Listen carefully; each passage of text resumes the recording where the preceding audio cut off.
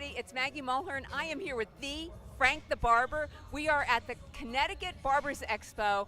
And Frank, you're a big presenter tonight, right? What are you presenting? I'm actually presenting Rookie of the Year. Well, how appropriate, because you're a big cheese, and then what we're going to talk about that is appropriate, because what we're going to ask Frank is tips for anybody getting into the barber community, your tips for success. I said the best thing you can do is promote yourself, believe in yourself, and then hard work and dedication. A lot of guys come into this thinking they can be their own boss, and that's a big misconception. It's actually getting to the shop early, leaving the shop late, and putting your all. Remember that the more you put into this, the more you're going to receive.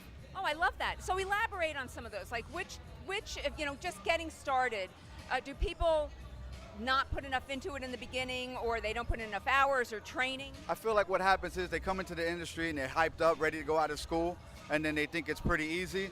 And then actually when they go to the shop, the salon, whether it's a barber shop or a salon, they don't really get too busy right away. It's a compound effect. It starts off slow and then it starts going. So a lot of people quit during that time. You got to strive. You got to continue to push yourself. Continue to put business cards out there. Build your social media. Social media is a big thing now. Use that. Don't use it for likes. Don't do it for likes. Use it to create a platform. So this way, when you're able to pass a business card, they have a reference and they know, hey, he cuts hair. He does this type of texture. He does this type of look. If it's a certain look you want to go for or a certain look you want to achieve, you can actually present that. So you want to use your Instagram as a presentation versus looking for likes. Well, as long as we're on it, I mean, what are your tips for Instagram? How often should you post? What kinds of posts should you be doing? That kind of thing. I believe, like, if we're talking about somebody coming out new, I would say post.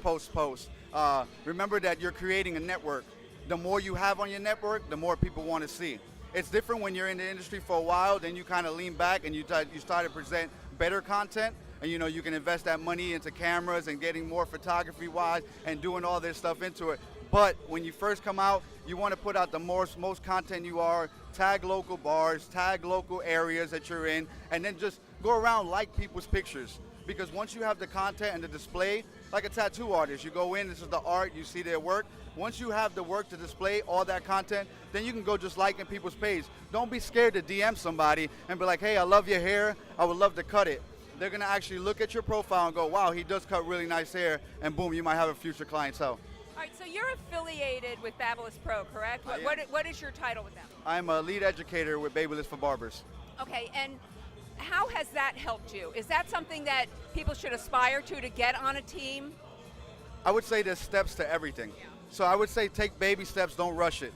A lot of the times we spend a lot of time looking at the end, where we want to be, and we're not really preparing our stuff and doing what we need to do to get to where we want to be. And doing the stuff now and, building up the clientele, building stuff like that. But being a brand ambassador with the company has opened up a lot of doors, a lot of stages. I've been able to travel internationally and do stuff. But I feel like if I would have got put on earlier, I probably would have not have been as wise. So you got to kind of like wine, kind of sit there and kind of marinate for a while until the wine tastes good, until you're prepared to actually go and educate. Oh, you are so good. All right. Last question, what has been your biggest challenge as a barber? Woo! I'm still working on that too. So my biggest challenge happens to be balance.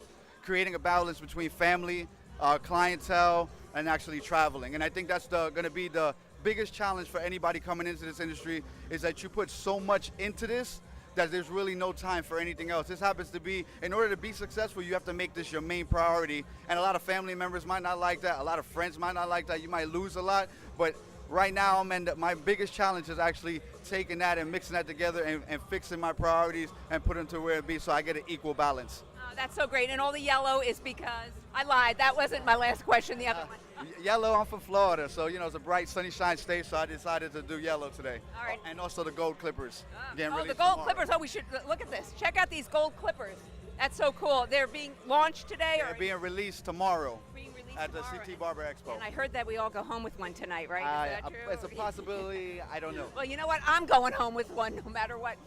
Thank you so much. Follow you at Frank. Yeah, Frank D.A. Barber. So a lot of people go T-H-E. It's D.A. Barber. Ooh, that's so cool. That actually came because I came from New York, And then they brought me to Florida and I had a speech impediment, so I couldn't say the right. So I'm trying to pronounce my words and stuff, but that's where it came from, DA. So Frank D.A. Barber on Instagram. Oh, you're just so cool. Thank you. Have fun tonight. I appreciate it. You too as well. Right, thanks. Bye.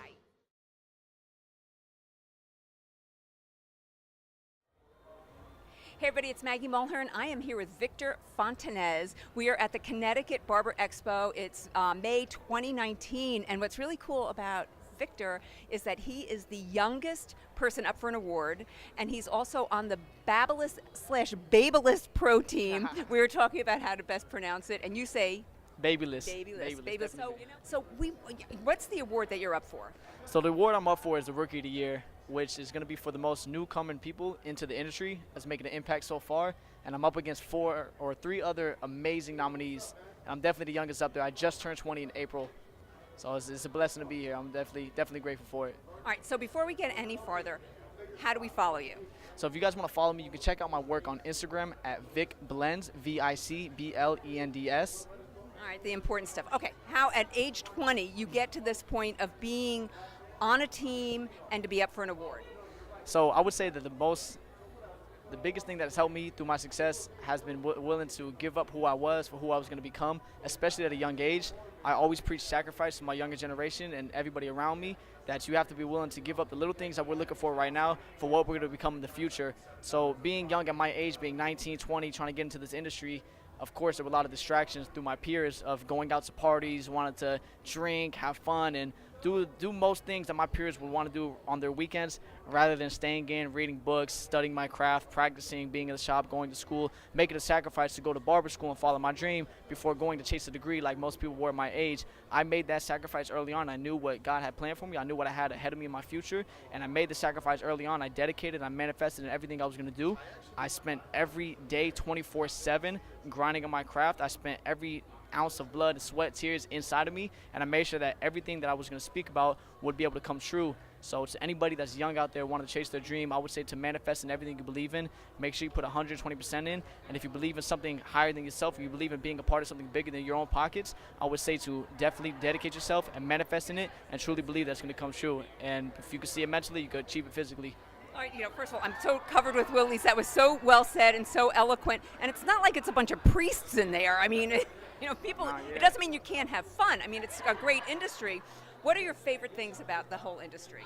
My favorite thing about the industry is being able to be your own self and express your own creativity within the industry without having to feel like you have to attain to a certain crowd or be a certain type to get to where you want to be at. And the best thing about being a barber is having our own style, being able to be our own person at any times and achieve what we want to in life and not have to go by the social rules and what people want us to be. And I think that's the most amazing thing about the industry I'm in.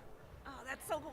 You're like the best. Okay, so did you reach out to Babylist Pro or did they reach out to you? How does that happen for somebody out there who wants to get on a team?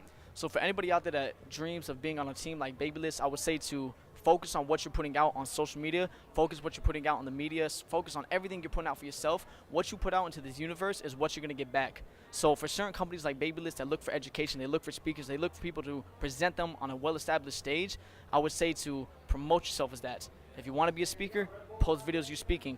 If you want to be an educator, post videos you educating. They will find you. Our team is well established in the industry. We have eyes all over the world, all over the Instagram, anywhere that you're putting stuff out, we will find you. It's one of those things where you just got to be consistent, post on a daily basis, post every week, make sure you're on top of your stuff, and build real relationship. I always tell people that there's only so much you can do behind the phone. You have to make in-person connections. Go to the shows. Speak to not only the barbers we have up front, but speak to the directors behind the stage. Speak to the people running it. Speak to the people behind the scenes. Make sure your face is recognized and be consistent in the industry. Go to plenty of shows. Invest in yourself. Those are things that we're looking for whenever we're looking for new people to join the team, and that's something that I've been trying to hone myself on throughout this whole entire past year working with Babylist. It was kind of a process. It didn't happen overnight. It wasn't a one-time phone call. It was over a period of a couple of months, just manifesting myself to come to every show I possibly could, make sure my face was seen, make sure I was putting videos out of me speaking, making sure I was teaching as much as I could possibly, and showing my true potential to this company. And eventually, here we are now today, fast forward a couple of months, and dreams become reality. Couple of months, that's unbelievable. So are we always tag Babylist Pro? Always tag, yes. We watch everything. How frequently do you post? Me, I would say that I post now up to 1 to 2 times a day. I try to get something out at least every day if I can.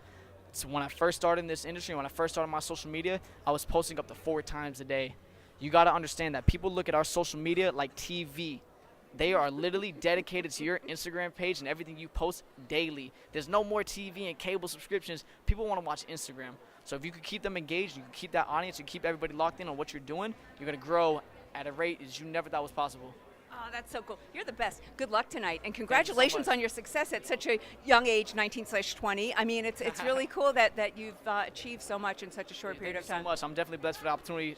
Shout out to Mulhern Salon for having me a part of this interview.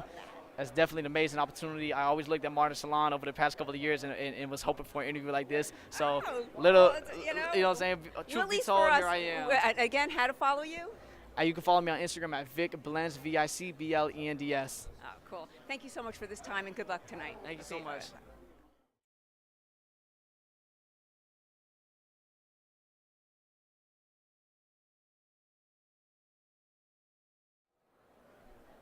Hey everybody, it's Maggie Mulhern. I'm here with Rachel Romero. And how do we follow you on Instagram? Let's just get right into it. At barberologist_. And see, how cool is that? She's a barber. And we are here at the Connecticut Barber Expo, May 2019, and you are on the Babyless Pro team, correct? Yes. How long have you been doing that? I have been a part of the barberology team for 2 years, going on 2 years this year. And what's so cool about you? So many cool things. First of all, pan what she's wearing. She's pretty fabulous. Look at this girl. Oh, we so love it. Oh my goodness, you are just so amazing. Okay, so what's cool about you, among so many other things, is that you're a barber and a cosmetologist. And which one are you drawn to lately?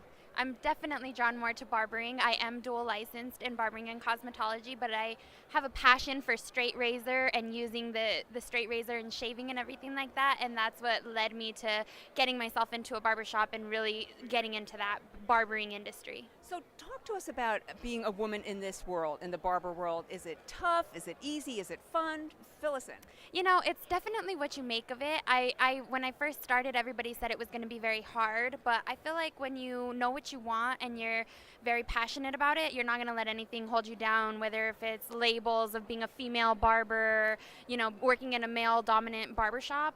It definitely takes some time to get the confidence in your male clients, but once you get that confidence in yourself, you'll definitely have it in your clients. So where are you doing this? You are a barber and a cosmetologist. Are you in a salon, a barbershop? Where are you? I actually just opened my own business, so I have a studio inside of Sola Salons, and it's called the Barberologist Lounge. Where? So In what city, state? I'm in Albuquerque, New Mexico. And you're here for this big award. Are you doing an award tonight? Are you giving one, or you're just here celebrating?